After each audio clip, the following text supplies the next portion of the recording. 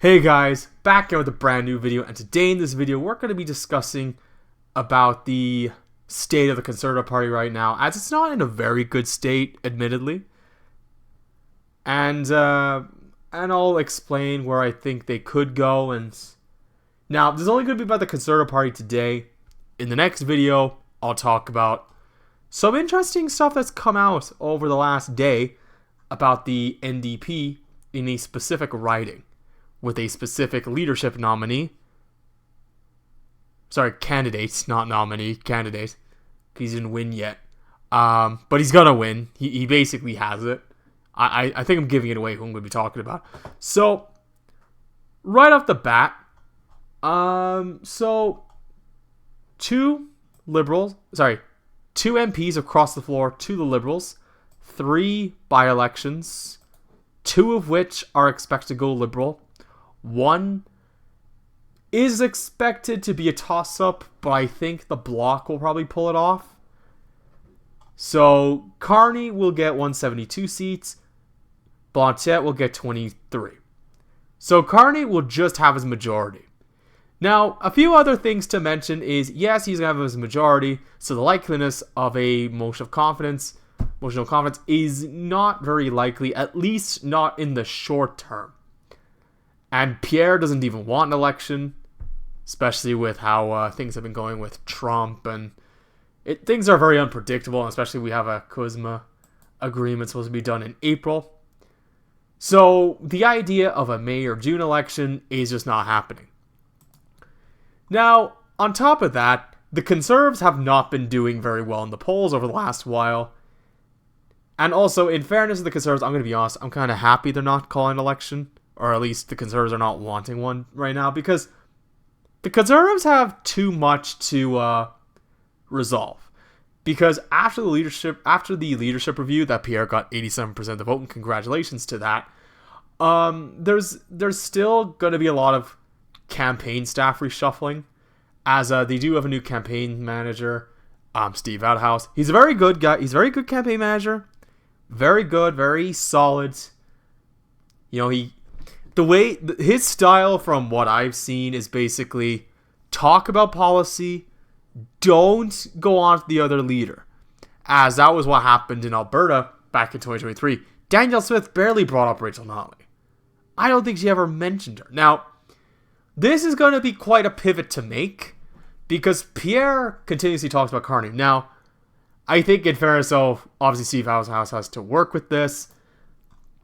But one change I've noticed is that Pierre hasn't been attacking Carney. He's been more, let's work with Carney. Oh, Carney, do this better. Like, especially about a week or two ago, Carney was in Germany, and Pierre followed him there, because he's stalking him, fucking taunt him wherever he is.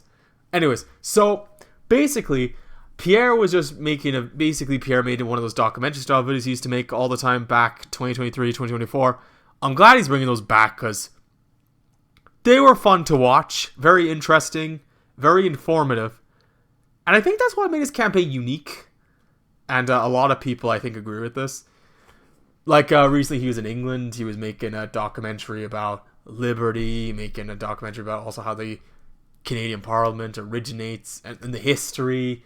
Like, I know it's not necessarily the campaign material, but it does get people engaged, which I think is actually very unique of him to do that.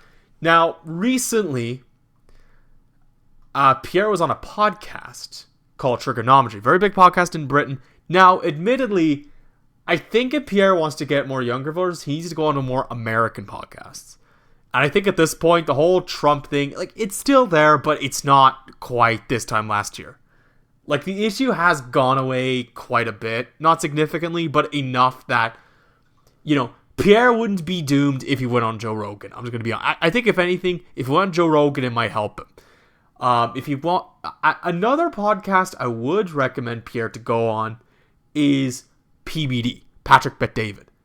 Go on that podcast, because there's a lot of people that watch that podcast. Go on there. Especially if you're trying to navigate the way the Canadian media is, and especially after some stuff.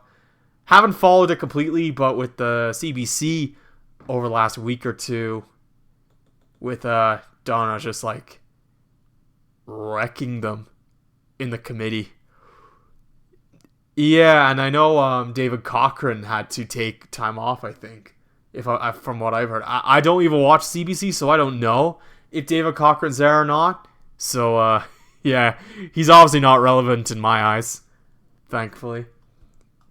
I'm glad he's not, because he doesn't deserve it. Yeah, so now with the polling, I am wondering what's going to happen considering the job report that came out. 84,000 jobs lost. I think Conservatives are going to get a bit of a tiny boost.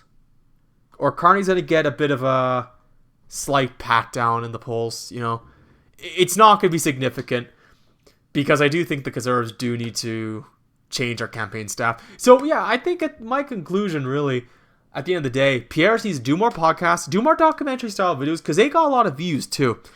I didn't mention that. You know, they're very engaging. People like them, and they went viral. And very good quality. Very good content he made. And I think he needs to do more of that, because that's what I think made people pay attention to him. But he hasn't been doing that. So, and I think in a way, people are kind of bored of him. And I do think there's a bit of fatigue. A little at this point, because, you know, also considering that the Conservatives have lost several elections now. But I do think it's something that can change, because, I mean, also, I will be discussing the next video about these guys right here. Because some interesting numbers have come out today, as of recording this video, out of a certain district that is poised to get a by-election in event of a certain individual resigning, which is where the cracks could show in this majority. Yeah, so that's basically it from me, guys. And yeah, see you in the next one. Bye now.